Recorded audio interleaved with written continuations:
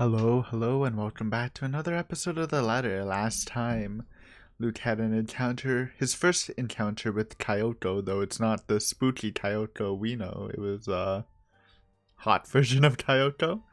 It's very weird, but it does seem to be the spooky Kyoko we know, because she was being, this is, originally I thought it was just like, the past Kyoko kind of manifesting because of the house's magic or something.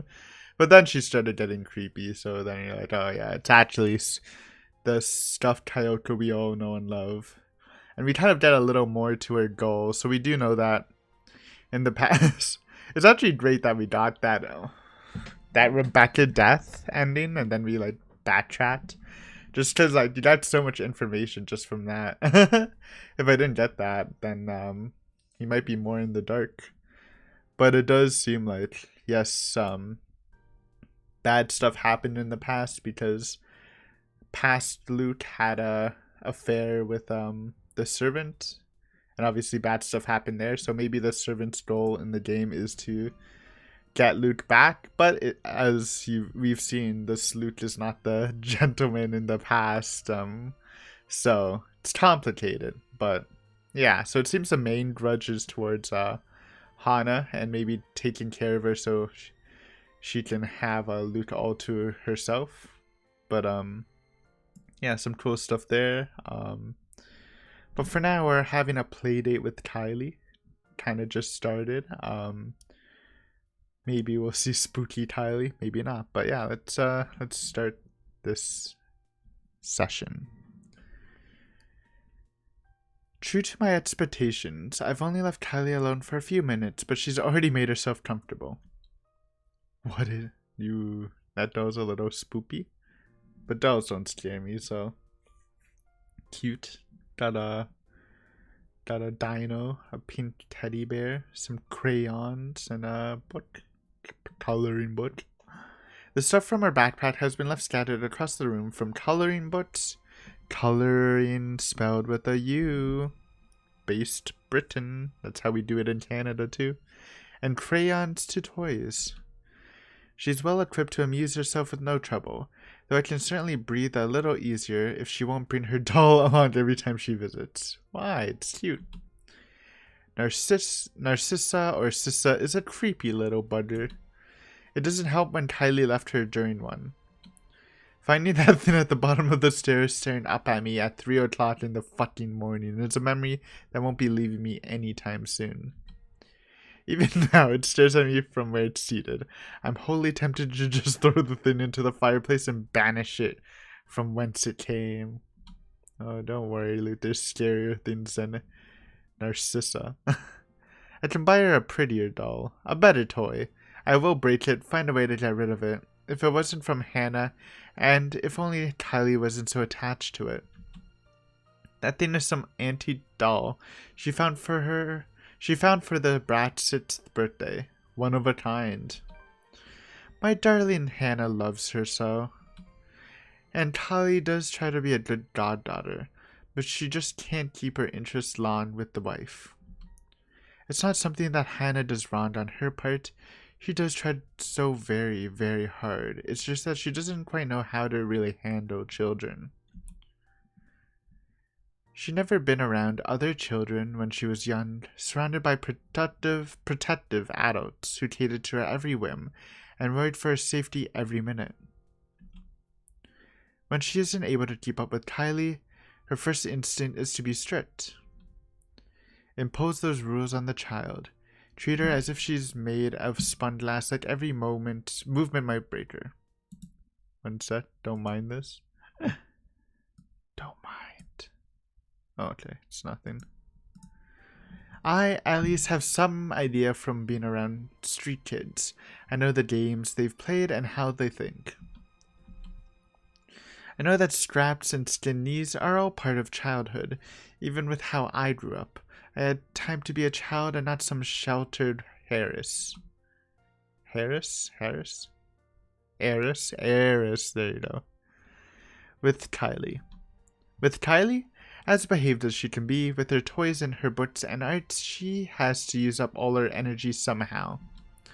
to run around the playground and make a mess in the mud, or even just fake wrestle for a short while. Let her be a child when she wants, I'll say. If it becomes too much, just bribe her with sweets, or ship her back to her papa. Problem solved. Unfortunately, Hana isn't quite up for those sort of things most of the time, thinking it'll spoil the child. It turns a whole playdate awkward every time.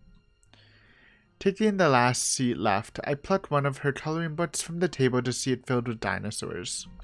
She's a dino girl. Not exactly what I expect to see from a little girl, but it doesn't hurt anyone. If she wants to play with dolls and cars, or dolls with their cars, what do I care? She once put dolls' tutus on model cars even. Tutus, I'd say.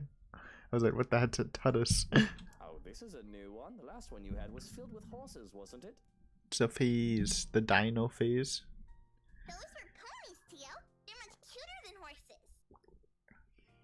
Debatable. We went to a But true. dinosaur zoo, and it was awesome. Bro, such a funny story. I remember in Disney World where they had like a robotic dinosaur, but the keeper was saying, "Oh, this is a clone of a dinosaur." And when I was in, I'm like, "Holy shit!"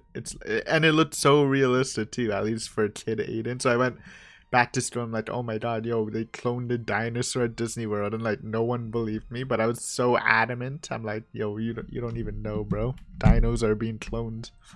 And then like, I don't know. I just kept saying that for a while until like, when you get older, you're like, oh wait, wait a minute. Probably not a clone dinosaur at Disney World, but that was funny. I swear I spent like a year or two just saying, like whenever I could bring it, not like whenever, but I did bring it up multiple times. Like, oh yeah, they cloned a dinosaur at Disney World, and people were like, there's no way, and then I'm like, but it's true. Anyways, it's always a funny memory.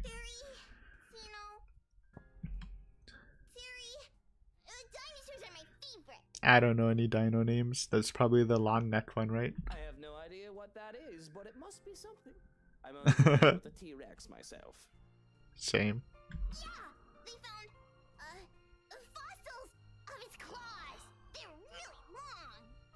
They think the whole theory might be a bazillion meters tall, even bigger than a T-Rex. Bazillion, eh? Lisa says it'll be big enough to eat all my classmates. Jesus, look at that cursed Kylie face.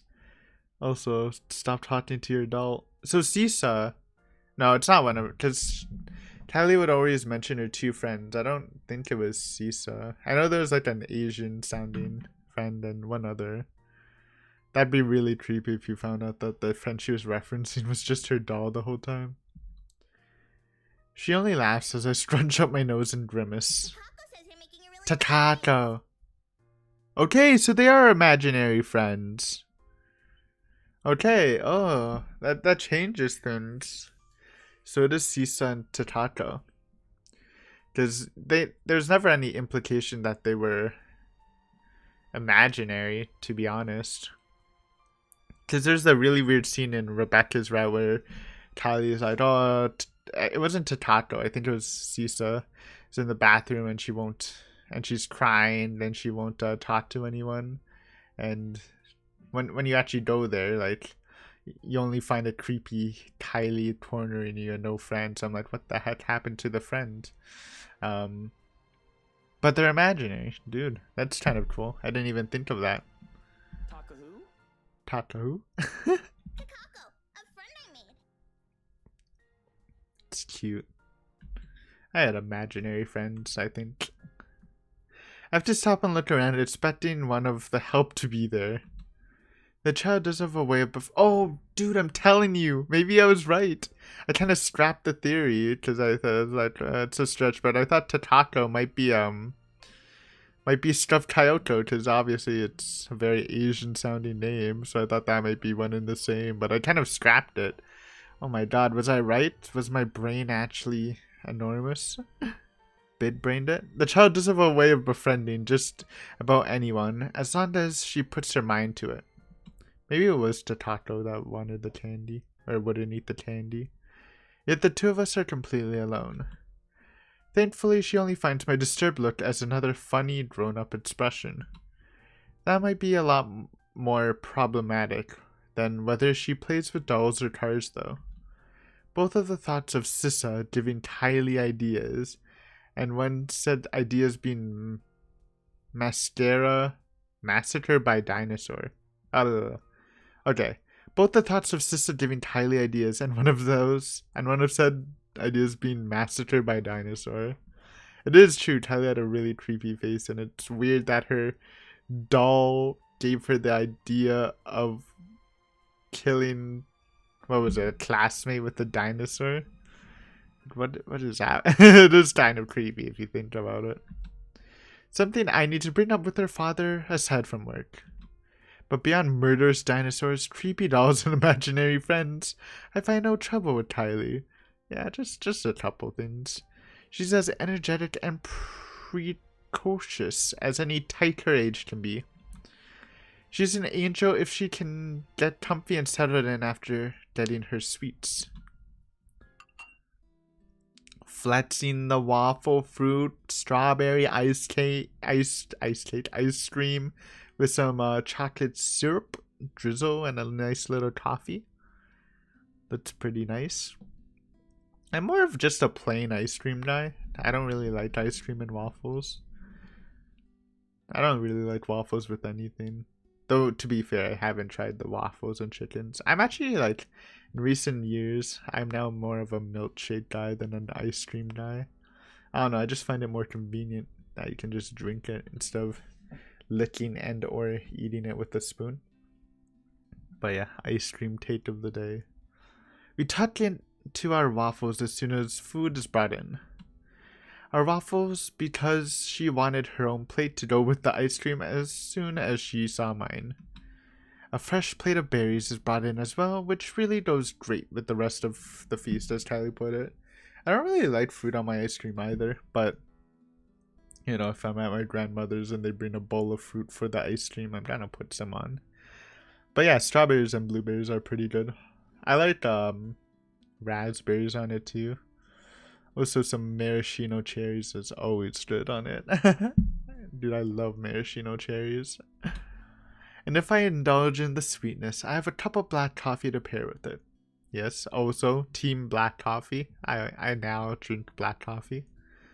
Sometimes I'll put some dairy in it, but never sugar anymore. But it's mainly just black. With her bellies full, Kylie grows content with just scribbling on a scrap of paper and calmly chatting about her week. She talks of her older brother Rowan and their parents, how they plan to go to the Blotsland and Birchow for the winter holidays.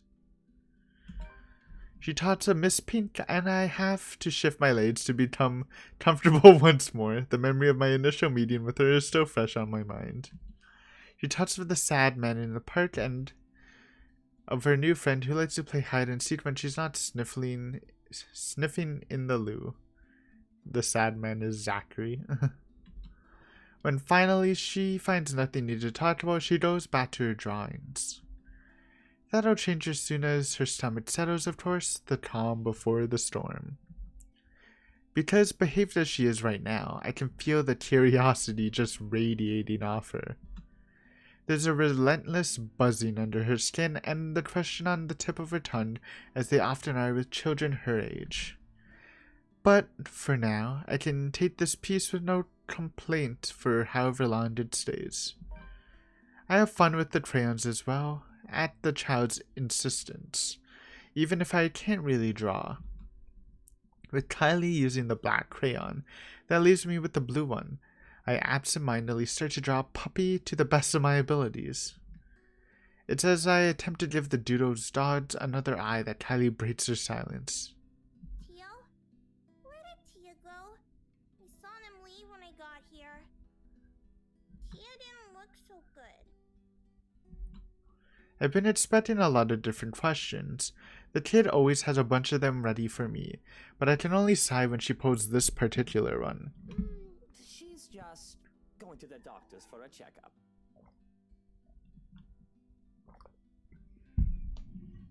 Sorry.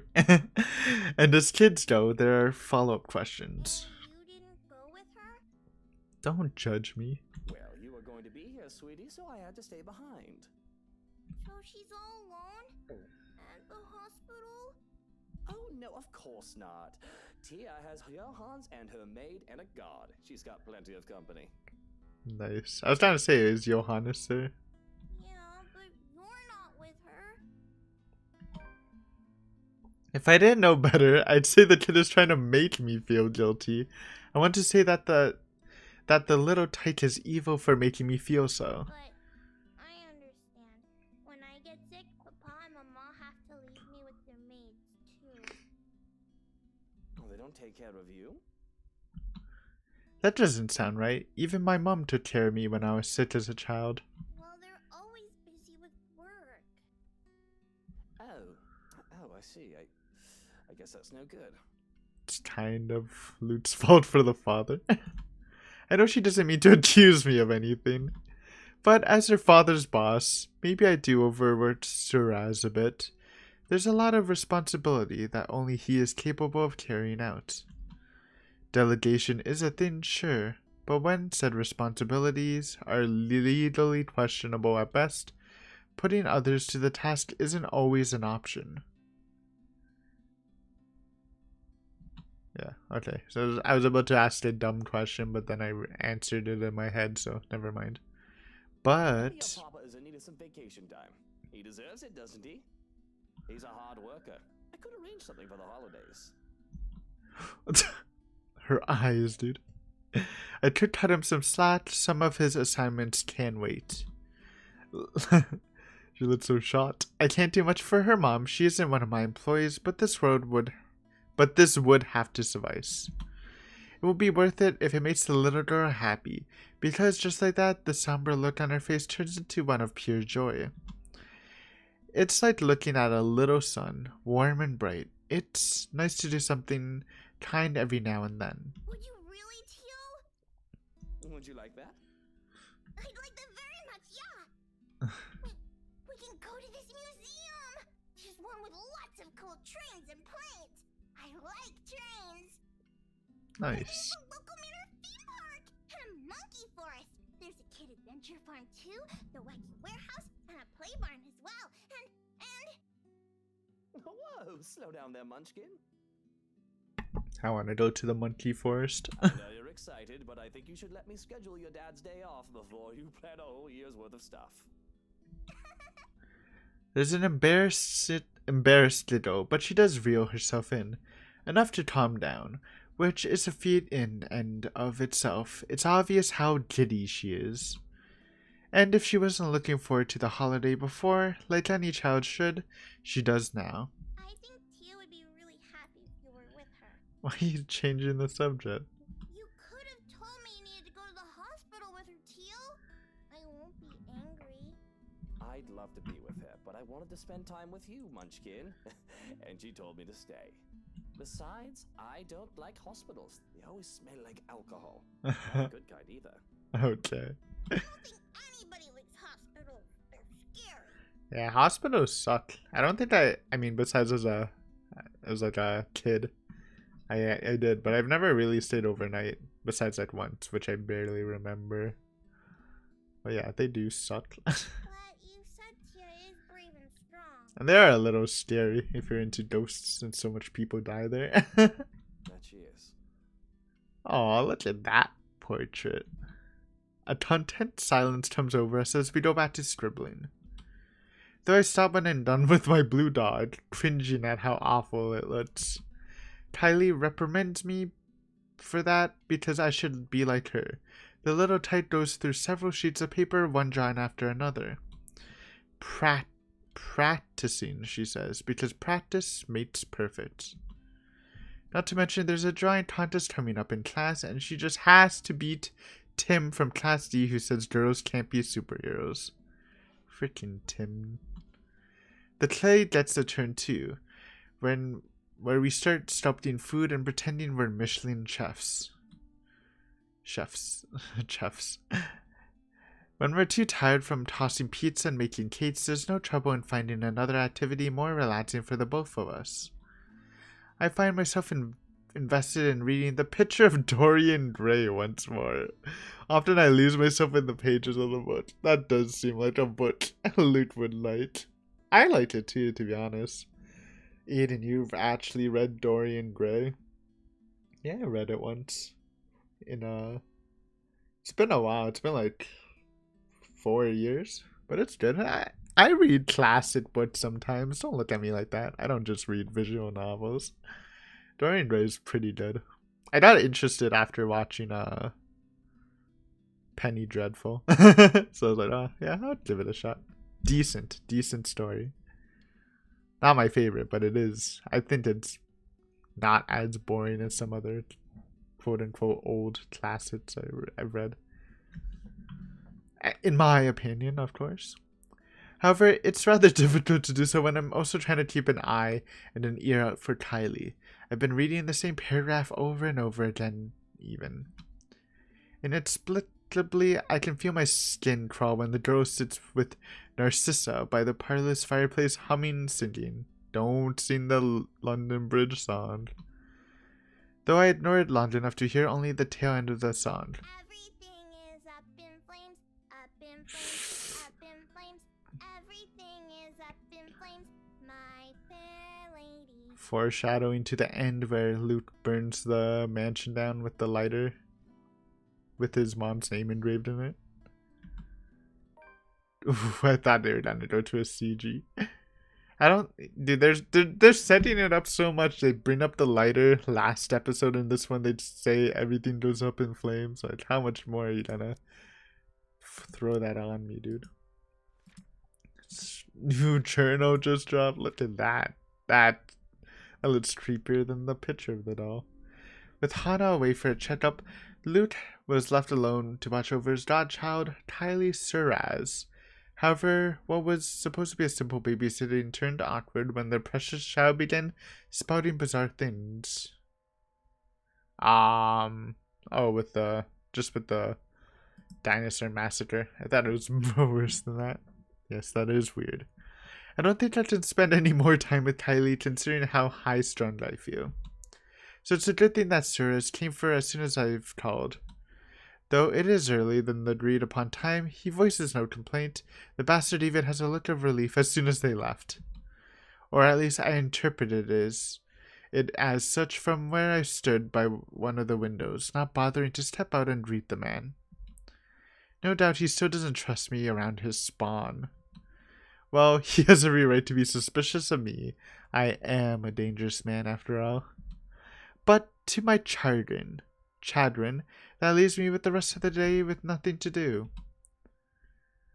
Well, aside from picking up the mess Kylie left scattered about in the parlor, to my immense relief, she remembered to take her doll home with her this time.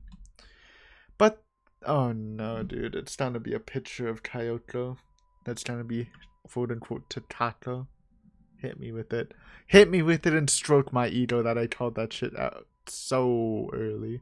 Well, not that early, but as early as they mentioned Takako. But the same cannot be said of the crayons and papers littered here and there. First things first.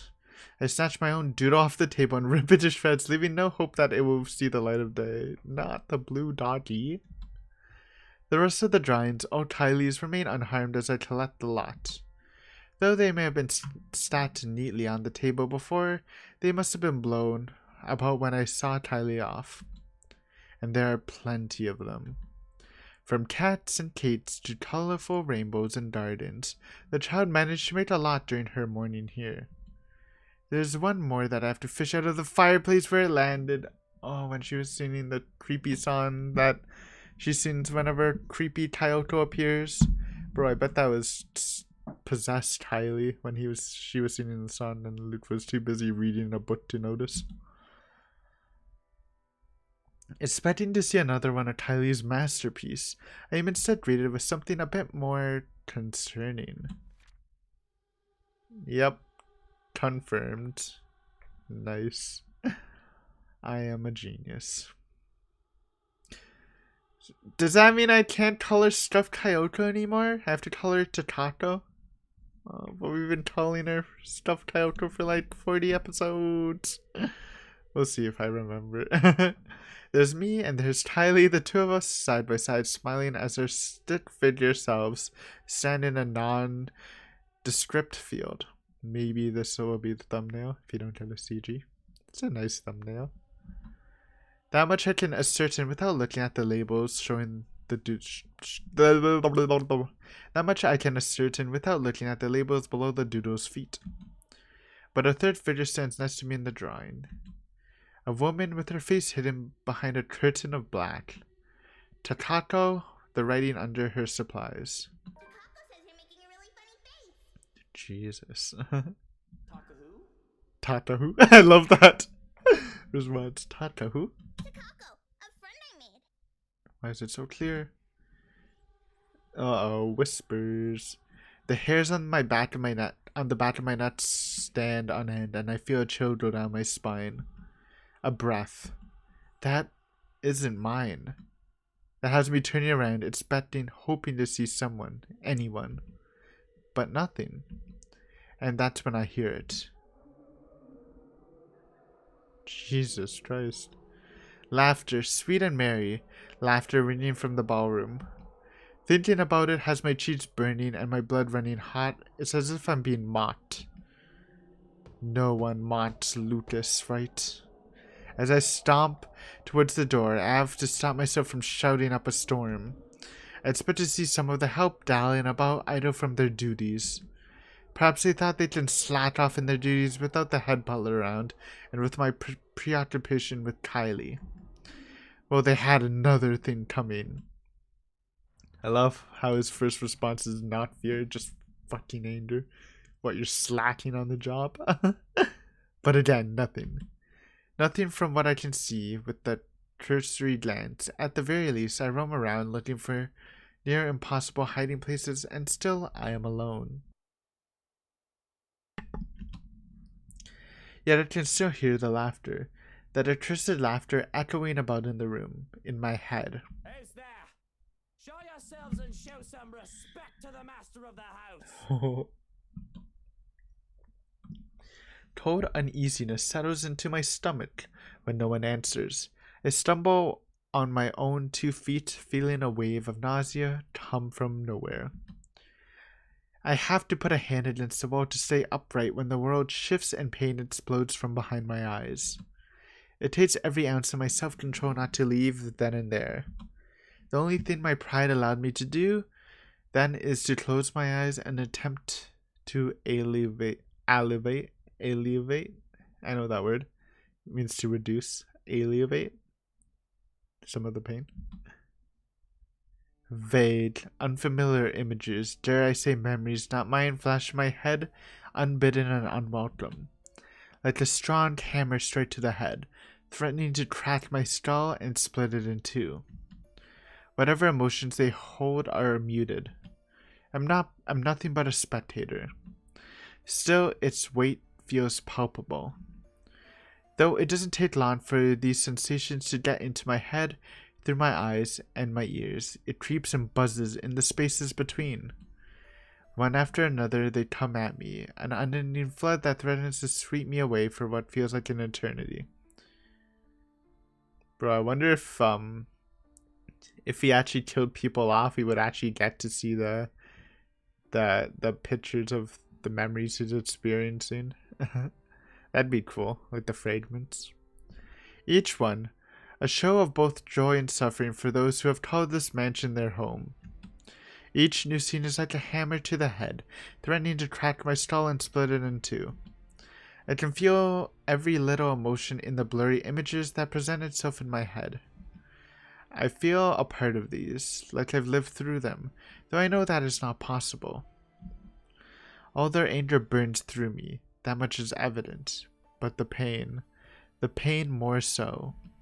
And above all of it are the whispers, the voices calling, luring, until one image emerges in vivid contrast with the others. When there's a shout of joy, my eyes snap open looking for the culprit. That's when the whole room just changes. Everything is the same, yet everything isn't. Oh god. Well, that's a thumbnail, baby. Luke. Takako, aka Stuffed Kyoto. Hana and past Luke. There are people everywhere laughing and dancing. I should be concerned about them, but my mind finds it easy to dismiss them as they fade in and out from nothingness. Instead, I find my concentration drawn to a man and a woman, though one can only call them a lord and a lady going by their clothes. Oh, and just see how happy the couple looks. Though the man's eyes are eerily blank, like he's not all there. His face is familiar though. In fact, they both are, but I can't quite place why. The two make for a pretty picture as they dance in the center of the ballroom. Even the phantom's crowd's attention stay on them. It reminds me so much of Hana and I during the early days of our marriage. The honeymoon years, they call it. We were happy then too. All smiles and her sunshine. Even with the normal dreary weather. Younger, we had less to worry about, or at least thought that way. I wished we could go back to that way even with all that I did and had to do. But life has a way of catching up. There was work to be done. Although we had to stay loving, the loving perfect couple in public, I could not afford to look so weak. To appear tied down to someone else, to those who knew who I really am. I had to harden my heart when I have business, but it hadn't always been so easy to just switch that part of me on and off. I should be concerned about their intrusion too, as what in the bloody hell they're doing in my house, throwing a party as if they own the place. I asked myself how the fuck I didn't notice what was going on before, when the parlor and the foyer are both only a few doors away. But I have a feeling that yelling and screaming at them won't do much of anything anyway. None of the others have given me notice. I realize that this might not even be real. It dawns on me that these two are the people from the paintings, the ones all over the mansion. Which makes sense. I don't think I'm imaginative enough to make all of this up on my own. This must be a dream. Only a really horrible high. Just then, I can feel eyes on me as I contemplate the absurdity of the situation. Yet I find difficulty in trying to tear my eyes away from the two dancing. I manage, and I regret looking away. Hi, Kyoto, aka Takako.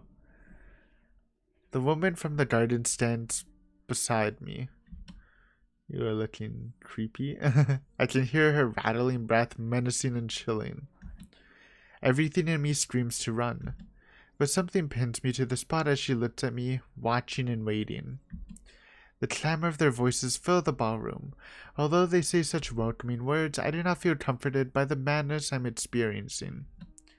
Their joyous voices turn sinister and foreboding to my ears.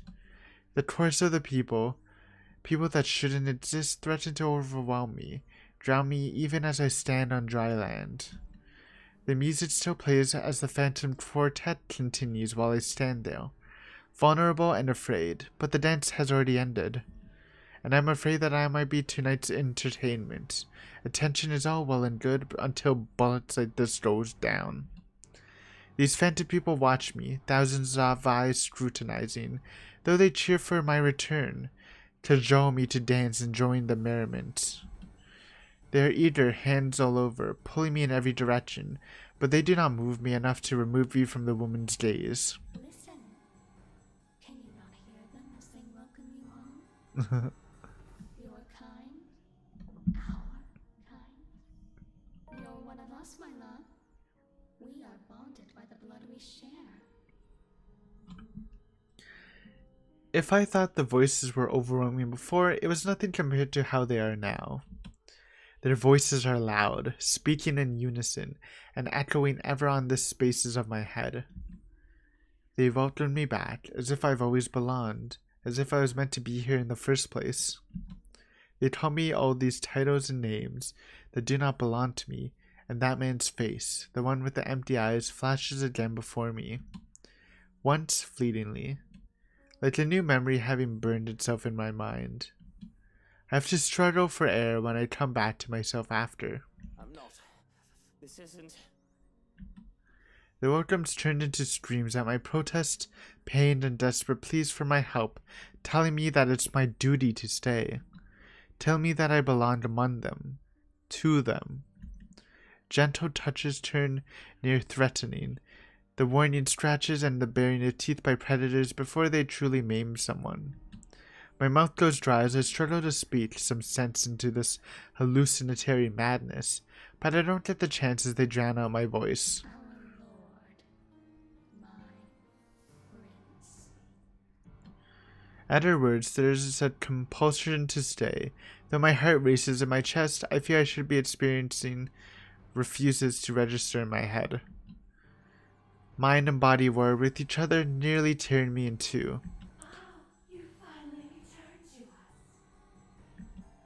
The compulsion to walk into her arms is strong. Whispers in my head tell me to go to her. They say that she is safety, she is home and heart. We have been waiting for so long. But repulsed at these thoughts, I retch away and turn with a small gasp. Without hesitation, I start to make a run for it. I nearly falter when an angry shriek pierces the air, inhuman and monstrous. There's the Takako we know. I don't dare look back, I just run. I didn't care if this is drug-induced hallucination or not. Just run! Oh, don't do it. New journal just dropped. Kind of a tense time, but... Okay, so... It's getting a little weird, so it seems like maybe Kyoko, aka Takako, isn't like a single entity. Maybe it's like maybe she was a single entity, but then fused with the house. I don't know. It's getting freaking weird, dude. Alone, Luke heard voices from the nearby ballroom. When he decided to investigate, he was assaulted by memories not of his own, and at the center of it all is the same woman who appeared before him the day before. Out of the ballroom. And out of the parlor. It's only then I bothered to look back, hoping and praying to the god I scorn that it did not pursue me. I would have run all the way out of the mansion too if someone didn't get in my way. I collided with a body much larger than mine and fall back to the ground, head spinning as I look up at the stained glass. Turning my head to the side replaces the colorful sight with a pair of shiny black shoes. Johannes? Fatigue fills every inch of my being then, making me refuse to get up. Meanwhile, a familiar head of ginger hair looks down at me in bemusement. You really must look where you're going if you insist on running about. Do tell, where is the fire? Yo, Johannes, you see the house being freaking dark and spooky? Oh, thank God you're here. I do hope you don't have a concussion. Can you count backwards from 15 to 1 for me? Oh, fuck off, you wanker. Just let me up. Oh, fuck off. Great. I do not think insulting me if you do have a concussion is a smart decision. But no, really. 15 to 1. That woman, she was here. I told you to keep an eye out for her. The other man offers an arm and pulls me up to my feet then. But before I can storm off and pull him to the ballroom, he anchors me down with one hand on his shoulder and the other touching the back of my head. No bruising or bump. That still does not mean that you don't have a concussion. If you are too lazy to count backwards, can you tell me your full name? Where are you currently? We don't have Lucille Mitchell Wright. And this is Ermengarde bloody fucking Foyer. But we don't have time for this. You must make and have the time to make sure you are not broken in the head. Didn't we just pass the test, dude? I have already sent security to scour the whole house when I saw you running out of the parlor, Dummkopf. If the woman is here, they will have her. You will only be slowing them down if you plan to interfere. When he points that out, I realize that there are guards starting to filter into the house as we speak, with some already searching the nearby rooms. Armed and uniformed men go about in pairs, making it so that the house is in a flurry of activity. He lets go of me then, with the knowledge that I'm not going to keel over anytime soon. I was hoping that you would be tired from dealing with the young miss on my return. Instead, you come running and hit your head. Such a troublesome boy. Shall I be carrying you to bed, too? I like Johannes, man. He's so what's the word for it? I don't know. I was gonna say cocky, but it's not really cocky. It's just like his brand of humor. It's nice. I can manage just fine on my own. Though I don't see how I can sleep until that woman is caught. It'll be easier to keep you safe in your quarters. This is twice we've known the woman to break in. I think we can safely presume that you hold her interest. He says it as a matter of fact in a tone that broke no argument. Not like I'll argue if it means I'm kept safe. The two of us hurry upstairs, though we remain watchful and wary of any potential threats to my person. We make it to the master bedroom without any trouble, though, and two of the security are left outside the door. No problems at all. Not until we get inside. Johannes' eyes scan the room wildly, a look of dread on his usually stoic face. And I don't understand for a moment, looking around the bedroom. It's empty. But then I realize... Where's Hana? Oh no. So she disappeared on the 31st. And she was still gone in November. Okay. The next day over. So now that all makes sense. She's supposed to be here. I sent one of the maids to accompany her here. Let her rest. The window's open. I don't know if that's normal. I felt the color drain from my face when he raises a hand to stop me from charging out of there. Stay. I'm not staying in here while Hana stays out there. One of the guards will find her and bring her here. And what if they don't? What if that woman gets to her first? What if she already has her? Where's the maid? That's not possible. You can't promise that. There's no second thought as I reach under my side of the bed and pull out one of my knives. I have no doubt that the other man can take me on if we were both unarmed. But with this I can even the field, or at least deter him from escalating the situation, risking hurting either of us. I'm going out there to look for Hana, and you're either with me or you aren't. I guess November is like, we went to like, it kind of turned November in the middle of the night, right? So like, it's pretty like recent. That's why Johannes immediately asks where they took the wife. Okay, it's all connecting there. We're close, we're close. Yeah. Yeah. I see. I'm not risking Hana, and I'm not leaving her alone. Still, like a stubborn mule, he refuses to budge from the door. There's a withering look on him that I try to match. One that, somehow, I am losing fast to, even with him not saying a word, yet. Can you see yourself in the mirror right now? You are in no proper state to go looking for anyone. If it will make you happy, I will do the looking. But please, and don't make me repeat this, stay where it's safe, where security can find you. We already have one person to be worried about. Please don't add another one to it. Perhaps it's his tone. In spite of his general disdain for virtually everything that has to do with me, I'd like to think that over the years he had grown to care for Hana at least. Much as I loathe to admit this, I trust him with her safety over any servant in this house. So, an acquiescence. You have 2 hours, Shirokin. I don't think it'll take that long to find one missing woman in this house. 2 hours. Any more than that, and I'm going out there. Of course. Despite his words, he lingers. If I didn't know any better, I'd say he wants to make sure I get in the damn bed and sleep before he turns away from me. What am I, a child, watching me and treating me like one? There's a reason why we will never get along. Well, you kind of get along. I thought it was like kind of a cheaty relationship, to be honest. Well, what are you waiting for? And the knife? The knife stays. It's for protection. Very well. And we get that gun sometime eventually. Only then does he seem to get the hint.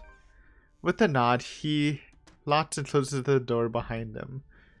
For a moment I can still hear his voice while he gives the guards inside firm instructions, then a hush as soon as he departs and footsteps fade away. So faster, no. Oh, here it is.